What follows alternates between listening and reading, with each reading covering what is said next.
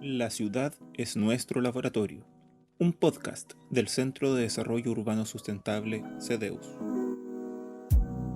Hola, sean muy bienvenidos. Estamos abordando los documentos de política pública que genera nuestro centro y donde tenemos también propuestas y análisis que queremos compartir con ustedes. En este caso, hoy día vamos a hablar de calificación energética obligatoria para viviendas, aportes para la discusión. El título suena un poquito complejo, pero ya les vamos a ir contando de lo que se trata y de lo vital que es para la calidad de las viviendas. Tema que se ha vuelto fundamental ahora que en pandemia, donde además estamos obligados a pasar más en nuestras casas y no todos podemos pasar en nuestras casas en las mejores condiciones. Hoy día les voy a contar a quién tenemos de invitados. Estamos con Waldo Bustamante, él es profesor de la Escuela de Arquitectura de la Universidad Católica de Chile y es subdirector del Centro de Desarrollo Urbano Sustentable. De origen, él es ingeniero de la Universidad de Chile, tiene un magíster en desarrollo urbano y es doctor en ciencias de la Universidad Católica de Lovaina. Muchas gracias por acompañarnos hoy día, Wal.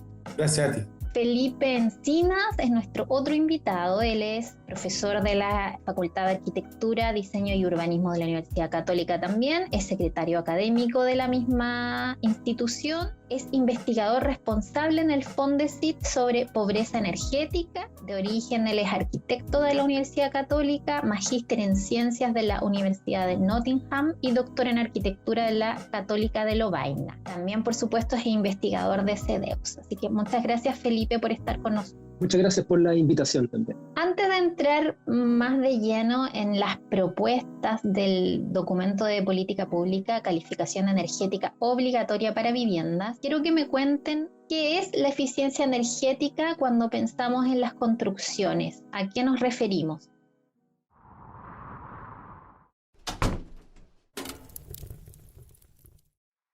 Eficiencia energética es un concepto que apunta a lo siguiente, y poniendo el caso de una vivienda. En primer lugar, el desafío para conseguir la máxima eficiencia energética en una vivienda es que la vivienda, en su diseño arquitectónico, en su forma, conjuntamente con toda su materialidad, responda a un requerimiento fundamental para las personas que habitan la vivienda, es decir, que ofrezca confort térmico, es decir, que funcione siempre en temperaturas adecuadas, confort lumínico, exista por lo tanto iluminación, ojalá natural, adecuada, y finalmente también que la calidad del aire de la vivienda sea de acuerdo a estándares que están totalmente ya estudiados y conocidos. Ese es el objetivo cuando se aplica el concepto de eficiencia energética, es conseguir que el edificio, la casa, consiga todo aquello. Cuando ya no es posible eso, aparecerán algunos sistemas, por ejemplo, sistemas de calefacción, probablemente algunos sistemas de ventilación, que harán que se consiga confort dentro de las casas. Eso es eficiencia energética. A eso tenemos que apuntar. A ver si entendí bien, Waldo, tiene que ver con que no es normal, porque uno cree que es normal que en la casa uno se muera de frío o se muera de calor. No. Una casa bien hecha debería evitarnos que nosotros pasáramos mucho frío o pasáramos calor. Nosotros pasamos mucho tiempo dentro de los espacios construidos. Entonces, en el espacio construido uno tiene que vivir en confort. Confort significa establecer una relación entre la persona y el ambiente que sienta satisfacción, se sienta satisfecho. Y entonces uno no puede estar pasando frío ni tampoco calor. Ni el aire de la casa tampoco no puede estar contaminado. Ni tampoco exista suficiente luz. Entonces, la eficiencia energética apunta a que la casa, en su diseño y construcción, ofrezca esos atributos. Si no los ofrece, que aparezca un sistema de calefacción, pero el sistema de calefacción además que sea eficiente. No, nosotros lo tenemos al revés, porque en el fondo nosotros usamos todo lo que podemos, por ejemplo, cuando tenemos frío para calentar nuestras viviendas y no nos cuestionamos en cómo está hecha nuestra vivienda de antes. Si se usa mucha calefacción, es que probablemente hay algún problema en la casa, de que la casa no esté, entre comillas, ofreciendo el abrigo correspondiente. Entonces, por eso las casas ineficientes son viviendas que constructivamente y que también desde el punto de vista del diseño no están bien concebidas. Y eso significa que tú tienes que gastar mucha calefacción para poder tener confort durante el invierno, por ejemplo. Y que además, una cosa súper importante, ¿qué tipo de aparato usamos? Nosotros usamos aparatos en general que son de llama abierta, que se implica que tú estás botando en tu estufa una serie de contaminantes al interior de la casa. Entonces, en ese sentido, muy poco eficientes los sistemas que usamos. O sea, gastamos mucho combustible y además contaminamos el interior de la casa. Por eso decía, la casa tiene que ser bien concebida, pero los sistemas también. En este momento casi la mayoría de la gente usa sistemas de gas, de queroseno, parafina y o de leña, que son altamente contaminantes al interior de las casas. Nos queda claro entonces por ese lado que necesitamos casas bien hechas con sistemas también bien concebidos. Ahora, pasando al documento que ustedes escribieron, quisiera que me contaran de qué hablamos cuando hablamos de calificación energética y cuál sería la utilidad de tener la calificación energética. A ver, la calificación energética es un instrumento de política pública que tiene como objetivo el aumentar la transparencia respecto a la eficiencia energética de las viviendas. Esto tiene que ver con algo que se ha dado a llamar la asimetría de información, que es uno de los principales fallos del mercado en torno a la eficiencia energética, y que en términos simples se entiende en que hay, por ejemplo, un vendedor que está promocionando una vivienda con eficiencia energética y el comprador muchas veces no tiene las herramientas, no tiene cómo saber si efectivamente esta eficiencia energética es efectiva o no, porque no tiene la capacidad, por ejemplo, de abrir el muro para saber si tiene o no tiene aislante. ¿Y esto cómo se logra? Esto se traduce en un etiquetado energético que en términos formales o visuales es muy similar a lo que todos podemos observar a la escala o el ranking energético que tenemos en nuestro electrodoméstico. Vienen, ¿no es cierto?, con un logo donde vienen una escala energética desde la letra A, que es la mejor, a la G, que es la peor. Esto es exactamente lo mismo. También tiene un ranking que va de la A y la G con colores y está muy inspirado en los certificados energéticos de la Unión Europea, que es como el principal referente cuando esto está aplicado a las viviendas. Y por tanto, contribuyen a esto que mencionaba al principio, de ser transparente, tener una especie de sello objetivo reconocido por todos, que pueda decir que la vivienda que yo estoy vendiendo tiene este reconocimiento como de un desempeño objetivo en términos de eficiencia energética. Esta certificación energética, y de la cual ustedes abordaron en este documento, se estaba discutiendo en el marco de un proyecto de ley sobre eficiencia energética. Este proyecto de ley parece que ya no es proyecto, ya fue promulgado, y quisiera preguntarles en qué va ese proyecto de ley y cómo se vincula con este tema de la certificación energética. Esto fue aprobado en febrero pasado y por lo tanto ya es ley de la República. Y eso significa que en un periodo de aquí a 2 años ya será obligatorio que las viviendas nuevas tengan un certificado como resultado de su calificación. Este etiquetado que mencionaba Felipe va a estar acompañando a toda la información de venta que las viviendas nuevas van a tener que ofrecer a los usuarios o potenciales compradores. Es una ley que está en vigencia. Eso significa que en este periodo, en los próximos meses, hay que desarrollar los reglamentos para esta ley, en donde se deberán establecer cuáles son los instrumentos que se van a usar para su aplicación y que finalmente en un par de años más esto entraría en vigencia. Lo que es bastante positivo desde el punto de vista del usuario, por cuanto él podrá contar con información respecto de cómo su casa podría funcionar desde el punto de vista de su comportamiento energético y muy particularmente también en relación, y eso asociado directamente a lo que es el confort de las personas. La certificación, digamos, ya de alguna manera es una realidad a través de esta ley. Ahora, lo que sí tenemos que decir, que yo lo aprendí en el centro, es que las leyes son realmente letra muerta si no tienen sus reglamentos andando. Ahora los voy a poner un poquito en aprietos con algo que ustedes mismos señalan en su documento, porque en el documento de política pública donde abordan la certificación energética de las viviendas, ustedes dicen: análisis muestran que la certificación energética de la vivienda se correlaciona de manera directa con el precio de la vivienda, generando una menor atracción de compra. Puedo ver que hay una vivienda más eficiente y otra menos, pero finalmente voy a optar por la que es más barata. Y si es que estoy entendiendo bien, ¿cuál sería el sentido de insistir con la calificación energética? Porque finalmente a lo mejor los constructoras van a optar por hacer casas más baratas que tengan menor calificación. Tiene sentido el continuar con esta política en la medida que la convirtamos en obligatoria, ¿ya? Es importante decir de que esta calificación energética ya existe en Chile, de hecho existe desde el año 2013, pero en carácter voluntario. Y una de las cosas que nosotros recogimos en el documento es que hasta ahora, bajo este régimen, ha tenido muy poco impacto, ¿ya? O sea, la industria no lo ha reconocido como un instrumento válido como tal y ha sido, ¿verdad?, marginal. efecto Porter dentro del mercado desde esta perspectiva de la transparencia energética. Y esto, a mi juicio, tiene que ver con una especie como de tormenta perfecta que se produjo en este año, en el cual tenemos por un lado una calificación que no es obligatoria, que es voluntaria, y por otro lado muy bajas regulaciones. Entonces eso tiene que ver con lo que tú mencionabas, Joana. Y solo para poner un ejemplo, que es una historia real que me contó, por ejemplo, conversando alguna vez con una inmobiliaria. Me decían, quizás paréntesis, la letra E del etiquetado que corresponde al cumplimiento mínimo del estándar actual. Entonces, una inmobiliaria, me acuerdo conversando con ellos, me decían, mira, nosotros hicimos una promoción de vivienda y hicimos el esfuerzo de poner mejores ventanas, mejores muros, no la alternativa más cara, pero sí una alternativa mejor. Y con eso yo tengo una letra C, para lo cual, y eso yo estoy de acuerdo, es una vivienda mejor que lo que se hace como mínimo. Es verdad, es real, es una vivienda mejor, pero obtenía una letra C.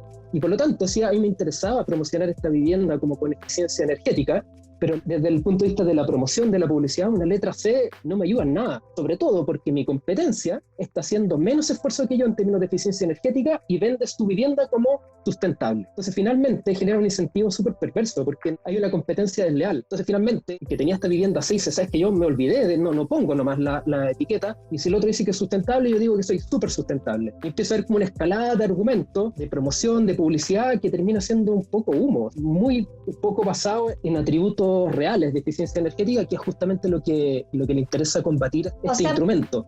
Para entenderte bien, alguien podía poner la calificación, que es lo que está normado, y esa calificación es real, y hay otra persona que puede ir y decir, esta vivienda es sustentable, por sí y ante sí. Otra constructora dice, esta vivienda es sustentable, y le pone sustentable, digamos, como una publicidad.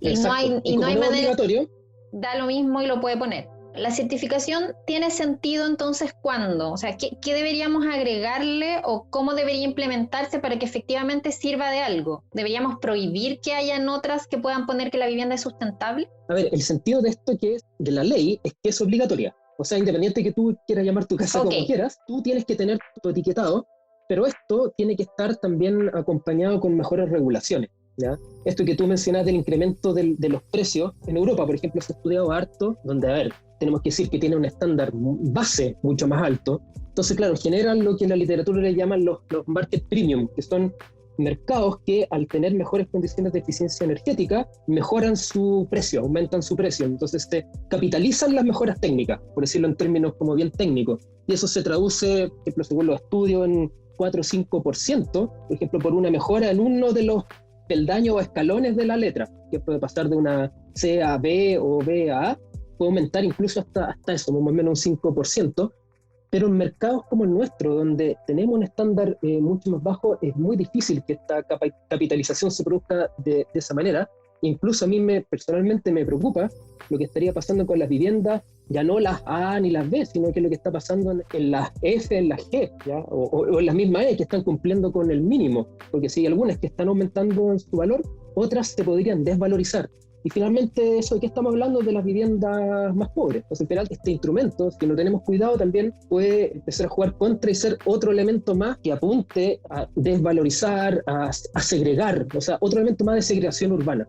Entonces, nos queda claro que la certificación puede ser útil, pero tiene que ir acompañada de otros instrumentos que apunten a la eficiencia energética de las viviendas, y ahí me gustaría que me contaran cuáles serían esos otros instrumentos que sería importante impulsar. La eficiencia energética implicaría un mejor estándar de confort y de bienestar de las personas en su vida. Pero como decía, no es el único instrumento que debería estar aplicando. Primero, que esto es para vivienda nueva. Eso significa para solamente las viviendas que se están construyendo en el corto plazo. En nuestro país tenemos un tremendo desafío en vivienda existente. Por lo tanto, generamos un sistema de calificación energética también de vivienda existente que existe en otros países. Por ejemplo, si alguien quiere vender su casa, tiene que obligadamente tener una calificación de su casa que va a vender o que la va a arrendar también. Entonces se va aumentando también la aplicación del instrumento a vivienda existente. Pero todo eso es muy lento. Por lo tanto, tendrán que aparecer otros instrumentos y el que es fundamental es que exista una reglamentación térmica, incluida en la Ordenanza General de Urbanismo y Construcciones, que incremente sus estándares. Eso es fundamental porque en este momento nuestros estándares son realmente débiles y hay conciencia prácticamente de todos los sectores del país que son débiles y por lo tanto tenemos que incrementar ese estándar de modo que ese punto de base o de comparación sea un estándar también mínimo aceptable para la calidad de la vivienda, y aun cuando tú estés en el mínimo se ofrezca una buena calidad de vivienda, porque finalmente el objetivo es ese. Si alguien quiere tener un mejor desempeño o lograr una vivienda más eficiente, que sea sobre la base de un mínimo aceptable, y que, como decía, todo el mundo hoy día en el sector de la construcción está de acuerdo que hay que incrementar. Entonces, ahí hay otros instrumentos, y yo creo que es fundamental que hoy día se cambie un instrumento que finalmente se transforme en un instrumento que tenga estándares básicos aceptables. Ahí se me acaba de ocurrir esto, pero pensando en si yo vivo en Punta Arenas o vivo en Arica, ¿el estándar debiera ser el mismo o debería haber un estándar pensado en las condiciones locales del clima? Actualmente el estándar básico está hecho en función del clima o del lugar o de la ciudad. Y por lo tanto en Punta Arenas hay mejores, se aplican una aislación térmica, por ejemplo, mejor que la que se aplica en Santiago. Significativamente mejor, producto del frío de la región. Entonces, claro, esos estándares tendrán que incrementarse porque, como decía, son insuficientes, pero también hay otros temas que son muy relevantes y que están en la calificación. Es que en este momento los estándares para vivienda no consideran en absoluto los problemas de verano. Es decir, tú puedes tener una vivienda muy buena para el invierno, ya supongamos se aplica un buen estándar para el invierno, pero puede estar en la condición de falta de confort en verano. Sobrecalentamiento, eso también afecta a la salud y al bienestar de las personas. Entonces es súper importante que los instrumentos avancen para efectos de considerar el desempeño durante todo periodo del año, y tal como decías tú, en función del clima. Creo que todo eso tenemos que desarrollarlo ahora, porque si no vamos a tener un punto base débil, muy feble. Entonces tenemos que partir por mejorar los estándares actuales. Bueno, y la temperatura del planeta aumenta, así que podemos suponer que van a aumentar las temperaturas locales también. Y por otro lado, cuando la gente quiere enfriar su casa, también consume mucha energía. O sea, claramente también ese debería ser un tema a considerar. Muy importante, pero y hay otro más, que yo creo que en este momento la reglamentación prácticamente no lo considera, que son los temas de ventilación y renovación de aire. Que sí lo considera la calificación energética, pero debería tenderse a aplicar sistemas de renovación de aire también eficientes. La ventilación yo también lo he aprendido con Waldo, que es importantísima. Ahora todos los días cuando yo me levanto abro todas las ventanas de mi casa, y eso no lo hacía antes, y he aprendido, y me agrada haberlo aprendido antes de la pandemia, porque en pandemia es muy vital, aprovechemos de decirlo, que las casas y nuestros hogares estén bien ventilados, que los lugares donde vayamos estén bien ventilados, porque eso disminuye la probabilidad de contagiarse. La ventilación es importante por un montón de razones, no solo por el confort térmico, sino también por la salud de nosotros.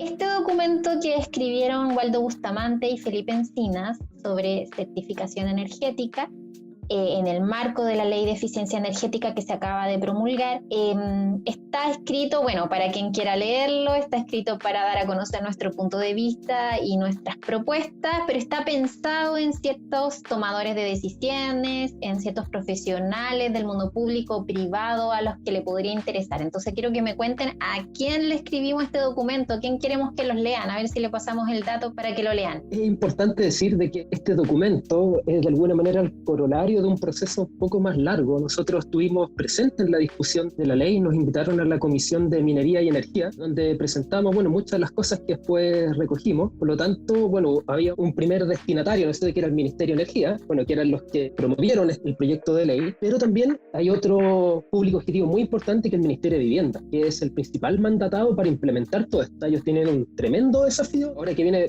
toda la fase de crear reglamento y todo, cómo esto realmente va a cuajar, ¿no es cierto?, en la realidad. Y por lo tanto a ellos nosotros también estamos apuntando muy directamente, pero también asociaciones gremiales, por ejemplo, imagino el colegio de arquitectos, los diseñadores tienen un rol súper importante acá y tienen que empezar desde ya a conocer este tipo de instrumentos y sacarle provecho. Y finalmente la industria. Muchas veces cualquiera de estos cambios normativos se ven bajo esta lógica como del garrote, entre el garrote y la zanahoria, ¿cierto?, como un castigo. Y acá es básicamente que desde ya puedan entender como una oportunidad dentro de la misma industria, de los del mismo negocio inmobiliario. Ya hay muchas inmobiliarias, por ejemplo, que ya se sumaron a esto, ellas también son las mandatadas a seguir como llevando la bandera, y las otras se tienen que ir subiendo también al carro rápidamente. Entonces siempre hay un plazo como para implementar todo este tipo de cosas, pero bueno que desde ya se vayan preparando y entendiendo qué es lo que significa este instrumento. Queda clarísimo cuáles son los actores que pueden intervenir en este tema, y ojalá ellos tengan ganas de leer este documento y de indagar en lo que se propone desde CDEUS. Una de las cosas que hacemos en este podcast es que invitamos a un colega, o a una colega en este caso, a hacer una pregunta a los investigadores que escribieron el documento. En este caso invitamos a Isabel Rivera. Isabel es profesora del Departamento de Arquitectura de la Universidad de Concepción. Ella de origen es arquitecta de esa misma universidad y es doctora en arquitectura de la Universidad de Oregon. Ella también tiene especialización en el tema de eficiencia energética y también ella es investigadora de CDEUS. Así que Isabel les va a hacer una pregunta acerca del documento. En el documento de política pública sobre la obligatoriedad de la calificación energética de viviendas, se plantea que el objetivo es aumentar, ¿no es cierto?, la transparencia respecto a la eficiencia energética en el mercado. Sin embargo, a partir de estas calificaciones, mucho de lo que se declara está en el papel y lamentablemente no queda en evidencia de que exista un proceso posterior como podríamos llamarlo, como una postventa de estas viviendas, donde efectivamente se evalúa el desempeño energético y de performance de la vivienda posterior a la edificación de ella. ¿Cómo ven ustedes este objetivo de transparencia, donde por un lado tenemos la declaratoria y los análisis que puedan hacer ciertos especialistas, ¿no es cierto?, pero que en la práctica no van a poder ser evaluados en terreno o una vez construido? Es una muy buena pregunta de la colega, y es muy buena porque es muy aguda. O sea, ella ahí está poniendo el dedo en la llaga en algo que finalmente no está contemplado, que es como el control de todo esto. Bueno, la ley le establece una responsabilidad bien importante en el certificador. De hecho, cuando nosotros estuvimos en la discusión, apoyamos que estuviera dentro del articulado el rol de un registro de certificador y que tuviera un proceso, ¿no es cierto?, para poder acreditarse como tal, porque había otras voces dentro de la discusión que querían liberalizarlo mucho más. Nosotros conocemos la experiencia europea y, por ejemplo, la española es muy crítica en el momento en que liberalizan de cualquier persona pudiera certificarse. En términos coloquiales, chacrearon todo el sistema. Entonces, que es súper importante el rol que tiene el certificador. Pero incluso, y eso tiene implicaciones desde el punto de vista legal. Pero además de eso, lo que comenta Isabel, es necesario el control, la fiscalización. De hecho, en conversaciones con el profesor Bustamante, veíamos de que debería tratar de implementar cada ciertos años, poner ciertos hitos que permita revisar en qué estamos con respecto a la implementación, cómo va, en qué se ha traducido, si efectivamente se está realizando. La experiencia española muestra que en algunos casos allá se pusieron multas y muchos representantes de la industria, promotores, a veces preferían pagar la multa y no certificar. Ya lo veían como realmente una complicación, como un cacho, y se lo saltaban, o empezaba a ver casi hasta un mercado negro de certificaciones. O sea, la cosa es que tenerle mucho ojo. ¿Ya? Por eso me gusta mucho el punto de Isabel, porque dice, bueno, hay que fiscalizar, hay que estar encima, hay que ver que realmente esto se traduzca en una buena información para el consumidor, finalmente eso, el comprador, que lo pueda entender bien. Y eso también nos va a hablar de todo un mundo que tiene que ver con la parte como blanda de la política pública, que es de la comunicación, no blanda en un sentido negativo, todo lo contrario, que muchas veces lo que se deja de lado. A veces se piensa, pensemos en el estándar total, en el instrumento, en los software, etcétera. Oye, pero dejamos de lado toda la parte comunicacional, de la comprensión que tiene que haber de los mismos usuarios acerca de qué significa esto. Si eso no se hace, lleva al fracaso de una política pública. Es tan clave ese aspecto que incluso llega a esos términos, del éxito o el fracaso que puede tener un instrumento de este tipo. Así como tenemos una pregunta de una colega, tenemos una pregunta de un interesado o de una interesada. Esta pregunta, estamos contentos por esto, que viene otra pregunta desde el sur. La primera pregunta venía desde Concepción y en este caso invitamos a Alejandra Cheftan. Ella es gerenta del INFOR, del Instituto Forestal. Esta es una institución del Ministerio de Agricultura. Ella es gerenta de la sede de Los Ríos. Y también Alejandra es parte de la red de pobreza energética, allá en la región de los ríos y también de los lagos. Entonces, ella nos hizo la siguiente pregunta a los investigadores. Entendiendo que el etiquetado obligatorio es un importante avance para contar con información clara y objetiva sobre el desempeño energético de las viviendas en Chile, surge la duda sobre la precisión de los resultados obtenidos y cómo esto podría afectar la percepción de los usuarios sobre la calificación energética como una herramienta confiable. Esto especialmente referido a aspectos como la hermeticidad de la vivienda, que solo puede ser medida con pruebas prácticas en terreno y cuyo impacto en el desempeño energético es bastante relevante. En el caso de la calificación energética no es obligatorio realizar estas mediciones, pero algunos estudios y modelaciones muestran una incidencia de las infiltraciones de hasta un 30% en la demanda de energía total de la vivienda. Entonces, mi pregunta para los autores es si sería recomendable considerar una actualización de la calificación energética que incluya este tipo de mediciones en terreno, si lo ven factible desde el punto de vista técnico y operativo, o de qué otra forma se podría abordar este tema, como por ejemplo complementar el etiquetado con otros instrumentos, de manera de que la calificación energética obligatoria permita realmente reducir las asimetrías de información que afectan a los usuarios de las viviendas y reducir también la incertidumbre que existe actualmente sobre el desempeño energético real de estas. Gracias, Alejandra, por la pregunta. Hay un punto que tú planteas que es la infiltración de aire, tema que fue muy discutido cuando hace unos años atrás, junto a Felipe y otros colegas, hicimos una propuesta para el mejoramiento o incremento de los estándares obligatorios de la Ordenanza General de Urbanismo y Construcción. Tan relevante es de que puede prácticamente incluso llegar a anular cualquier otro esfuerzo, como por ejemplo por la vía de la aislación térmica instalada en muros o por mejores ventanas, térmicamente hablando. Se puede todo ese esfuerzo anular si es que no se controla la infiltración de aire. Y entonces económicamente no sería ni siquiera recomendable hacer este esfuerzo de mejorar la aislación térmica, por ejemplo, si no se considera la infiltración de aire. Ese tema, junto a otros, como por ejemplo la misma instalación de la aislación térmica, como también de cómo se instaló la ventana, por ejemplo, o una puerta, que tienen todos impactos en lo que es el desempeño global de una vivienda, yo creo que tienen que ser de alguna forma controlados. Aquí hay una oportunidad importante, creo yo. La ley establece que para conseguir la calificación energética tendrán que hacerse los estudios pertinentes y aplicar los instrumentos que correspondan para ello, y que esos instrumentos depositados en un documento son parte de los documentos que tienen que acompañarse en la Dirección de Obras Municipales correspondiente para conseguir el permiso y la recepción final de la construcción. Por lo tanto, que hay una oportunidad. Podría considerarse de que para obtener ese permiso existan mediciones de filtraciones de aire, tal como nosotros lo propusimos también en la propuesta de incremento de estándares en el año 2013. Y eso está en manos de quienes van a elaborar el reglamento, en donde esperaría que también pudiésemos participar, digamos, en el mundo académico. Ese reglamento podría considerar que existan mediciones de infiltraciones de aire, o que existan otras también, otros controles, procesos, digamos, para mejorar el estándar de vivienda. Se podrían controlar cómo se instaló el aislante. Nosotros tenemos experiencias muy claras de aislantes térmicos instalados en el cielo de vivienda que no sirven absolutamente para nada. Y entonces, una mala instalación finalmente hace que el desempeño de la vivienda sea prácticamente el mismo que tenemos hoy día. Y por lo tanto es muy importante ya sea hacer procesos, mediciones que sean acompañadas a este documento para la recepción final, como también hacer procesos que en el tiempo vayan observando y evaluando cómo se aplica el instrumento de la calificación.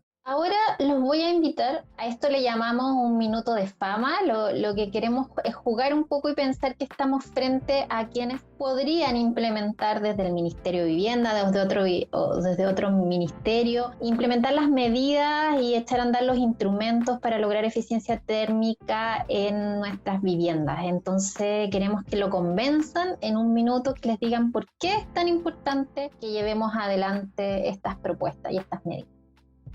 En Chile tenemos 6 millones de viviendas. Hay estudios internacionales que indican que prácticamente todas ellas, o un porcentaje altísimo, más del 90% de ellas, no tienen los estándares adecuados para conseguir que al interior de las casas la gente viva en condiciones de bienestar térmico, acústico, visual, de calidad del aire, por ejemplo. Entonces, hay un desafío muy importante, por lo tanto, la urgencia no es solamente de hoy día, la urgencia era de ayer. Estamos sumamente atrasados respecto de lo que otros países han desarrollado. Y por lo tanto, yo le diría a las autoridades, por favor, tomen las medidas correspondientes para acompañar los otros instrumentos necesarios para que esta calificación consiga el objetivo, finalmente, de que la vivienda ofrezca bienestar para las personas. Y en segundo lugar, a nosotros que nos gusta mucho ser parte de estos organismos internacionales como la OCDE, por ejemplo, y que además tenemos compromisos internacionales respecto de carbono neutralidad, respecto de las medidas que hay que implementar para enfrentar el problema del cambio climático, etcétera. Bueno, nosotros al 2050 se ha comprometido el país a ser carbono neutral. Si nosotros no empezamos hoy día, y estoy hablando de hoy día, o sea, este año, porque ya estamos atrasados, a tomar las medidas para que se consiga ese objetivo, difícilmente lo vamos a conseguir. Muchas gracias. A mí al menos me quedó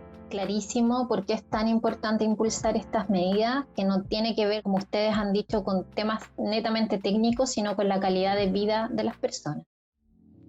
Respecto a eso, vamos a cerrar. Este es un año especial para nuestro país porque estamos en un proceso de pensarnos, en un proceso constitucional. Entonces tenemos la pregunta constitucional. Ninguno de aquí es experto ni abogado en constituciones, pero todos tenemos deseos y anhelos, y desde el lugar de donde estamos y de donde trabajamos vemos necesidades también. Entonces quisiera preguntarles, en nuestra pregunta constitucional, si el derecho a la vivienda de calidad debería estar consagrado o integrado de alguna manera en la nueva Constitución. Cuando partimos conversando, probablemente las personas que nos están escuchando decían, a ver, pero en un momento de multicrisis que estamos, de crisis política, social, sanitaria, climática, ambiental, ¿qué tiene que ver esto que estamos hablando de instrumentos, de una cosa muy técnica, ¿no es cierto?, como este etiquetado energético? Y la verdad tiene que ver mucho, porque finalmente la ciudad, la vivienda, son elementos claves en esta crisis, en esta discusión, en las cosas que hay que avanzar. Y cuando a esto además le sumamos toda una discusión, ¿no es cierto?, que va a apuntar una discusión constituyente, apuntando a una nueva constitución, esto es clave.